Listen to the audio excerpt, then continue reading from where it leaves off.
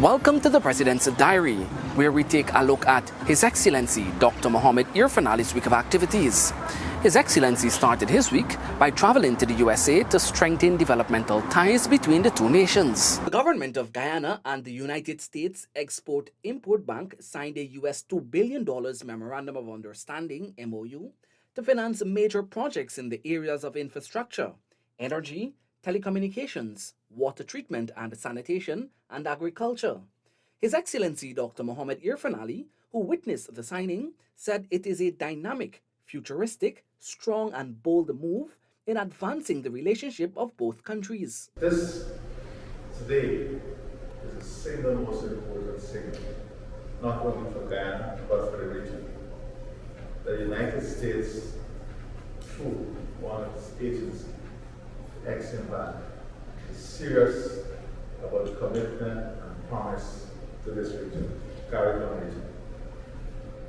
This signal is an open invitation to the private sector and leadership of both countries to now move progressively forward on a platform that is supported by the government of Guyana and the Exim Bank. President Dr. Irfaan Ali met with United States Deputy Secretary of Commerce, Don Graves, and a delegation in Washington, D.C. President Ali committed to working closely with the Department of Commerce and other U.S. agencies to facilitate U.S. private sector investment in Guyana. President Ali was accompanied by Vice President Dr. Bara Jagdeo, Minister of Foreign Affairs and International Cooperation, Hugh Todd, Foreign Secretary Robert Prasad, and other officials. President Dr. Irfaan Ali and other officials engaged the U.S. business leaders and government officials in Washington, D.C. The engagement discussed the importance of U.S. partnership for the strengthening of food and energy security in Guyana and the Caribbean. The Low Carbon Development Strategy, LCDS 2030, will ensure Guyana develops in a sustainable manner while safeguarding the economy. President Ali said LCDS 2030 sets out a vision to propel Guyana on a massive transformational pathway.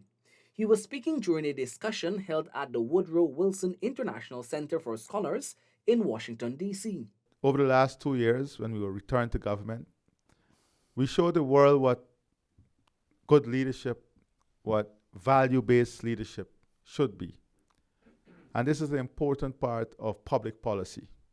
We did not only return to the strategy, but we committed to expanding the strategy that is now known as the Low Carbon Development Strategy 2030 to incorporate all the new areas of environment and climate change concern, including the oceans.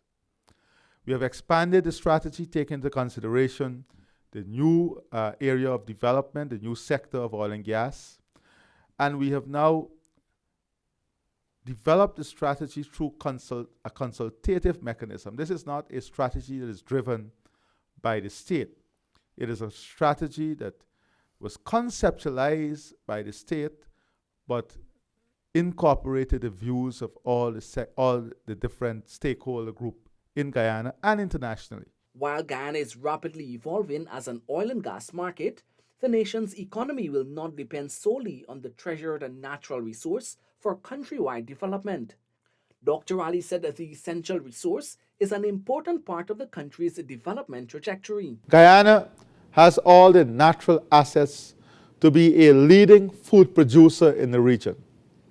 But food production today must be backed by appropriate technology and investment in infrastructure that will ensure that agriculture is sustainable and resilient to climate change and effects of climate change. The president believes that the prosperity of Guyana must also bring wealth and success to the region. President Ali has reaffirmed that the money Guyana receives from its growing oil and gas sector is arm's length away from any political body. Appearing on the Wilson Center's Latin American program on the sidelines of his visit to Washington, D.C., the Guyanese leader relayed the principles in place to effectively manage proceeds from the industry. Ensuring transparency and accountability requires the population to have access to information. There can be no secrets. The population must be aware of what is coming. So that's the first issue the policy have to address, information.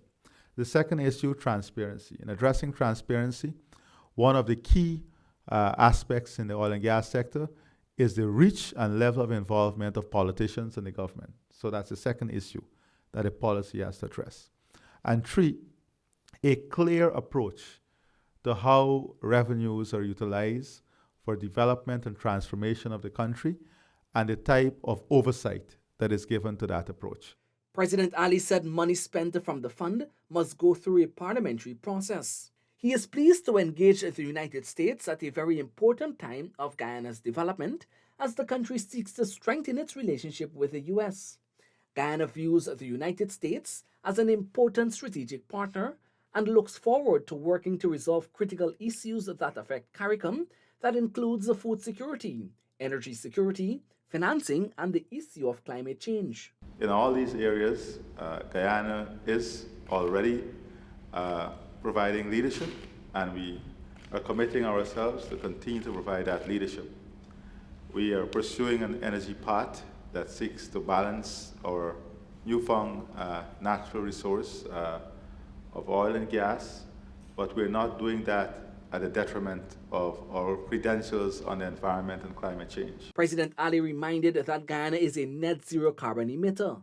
Guyana is also developing its low carbon development strategy 2030, which seeks to further guide the country in the fight against the climate change. We look forward to discussing how jointly we can continue to work on the issues of food security, climate financing, working with the region in terms of the debt crisis facing CARICOM, but more importantly, finding the balanced development strategy, and in doing so, staying true to the value system and principles that both of us believe so strongly in, that is democratic society, where transparency and accountability and strong governance support the development of Guyana. President Dr. Mohamed Irfaan Ali said the discourse with U.S. Vice President Kamala Harris was not only beneficial to Guyana and the U.S., but also to the CARICOM region. This conversation with the Vice President and President started at the Summit of the Americas. It has advanced rapidly. So I would say that our conversation today was refreshing. It was beneficial both to Guyana and the U.S. and CARICOM.